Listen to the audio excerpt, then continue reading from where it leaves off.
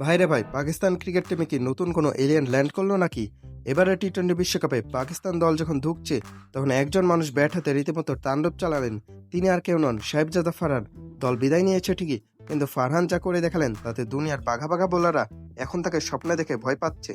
বিশ্বকাপের এক আসরে 383 রান, এটা কি ক্রিকেট নাকি ভিডিও গেম? চলুন একটু পরিসংখ্যানের সাগরে ডুব দিই। এক আসরে 383 রান, টি-20 বিশ্বকাপের ইতিহাসে এর আগে কেউ এমন ব্যাটিং এর সাহস দেখায়নি। 75-এর উপর গড়, 160-এর স্ট্রাইক রেট, মানে উনি যখন ক্রিজে আসতেন বোলাররা ভাবতো, ভাই বলটা কোথায় ফেলবো, স্লটে দিলেও ছক্কা, বাইরে দিলেও বাউন্ডারি। আর আজ শ্রীলঙ্কার বিপক্ষে সেই অবিশ্বাস্য সেঞ্চুরি। এটা কেবল একটা ইনিংস ছিল না, এটা ছিল লঙ্কান বোলারদের জন্য একটা দুঃস্বপ্ন। দ্বিতীয় সেঞ্চুরি এক বিশ্বকাপে, ভাবা যায়? আজকের ম্যাচেও তিনি প্লেয়ার অব দ্য ম্যাচ, হাতে ট্রফি নিয়ে যখন হাসছিলেন, তখন হয়তো মনে মনে ভাবছিলেন, আমি তো সব করলাম, বাকিরা কি করলো? সাহেবজাদা ফারহান যেন সেই ছাত্র যে পরীক্ষা 100-তে 99 পেয়েছে, কিন্তু তার দল ফেল করেছে বলে সেও প্রাইজ নিতে পারছে না। ট্রফিটা নিয়ে এখন তাকে সোজা ইসলামাবাদ এয়ারপোর্টের দিকে হাঁটতে হচ্ছে। অথচ এই পারফরমেন্সের পর তার থাকার কথা ছিল সেমিফাইনালের গ্র্যান্ড স্টেজে।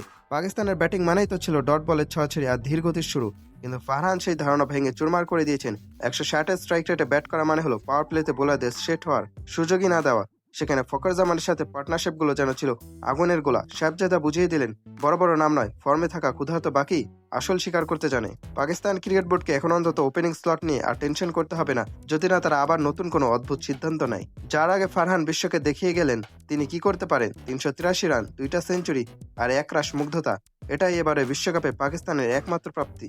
সাহেবজাদা, আপনি জিতেছেন কোটি ভক্তের হৃদয়, যদিও দলটা হেরে গেছে পরিস্থিতির কাছে।